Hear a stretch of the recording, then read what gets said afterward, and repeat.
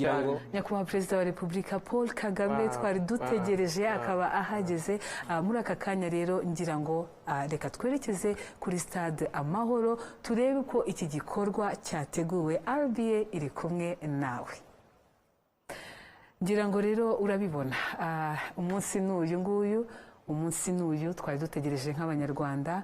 Nyakubahwa perezida wa Repubulika Paul Kagame agiye kongera kugirana igihango n'abanyarwanda mu buryo bweruye. Uyu ni wa munsi tariki 11 muramubona ari kumwe n'umufasha we madamu Jeannette Kagame. Nyakubahwa perezida wa Repubulika arasuhuza bitabiriye iki gikorwa, muramubona.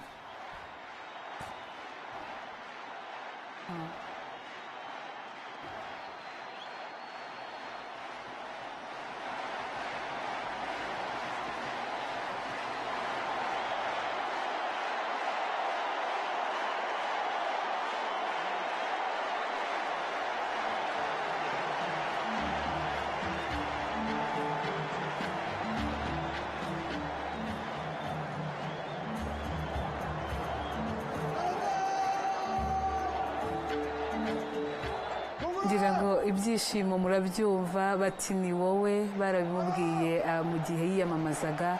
Abanyarwanda hirya no hino, haba hanze y'u Rwanda, abakurikiye kuri RBA mwabibonye, nyakubahwa perezida wa Repubulika y'u Rwanda ari kumwe na madamu we Jeannette Kagame bamaze kugera kuri stade Amahoro. Umunsi n'uyu tariki 11 Kanama, itariki nayo igiye kujya mu mateka, aho agiye kongera kugirana igihango n'abanyarwanda. Sylvanus Karemera, ni ibintu birimo amarangamutima menshi, ngira ngo urabibona, arimo arakira bamwe mu bakuru b'ibihugu na za guverinoma, abasuhuza ababwira ati urabona akanyamuneza ku maso nabo bwabo bamusuhuza.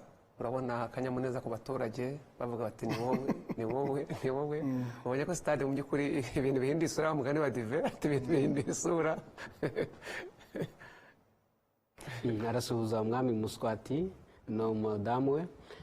Ngira ngo aragenda yasuhuza abagenzi b'abakuru b'ibihugu abashimira ati mwakoze kwifatanya. Philippe Nyusi wa Mozambique, urabona ari aho barahatinze cyane kuko barahatinze rwose amateka y'ibihugu. Urabona rwose ya mateka twavuga ko ari Faustin Kanya Twadera aramushoje na madamu.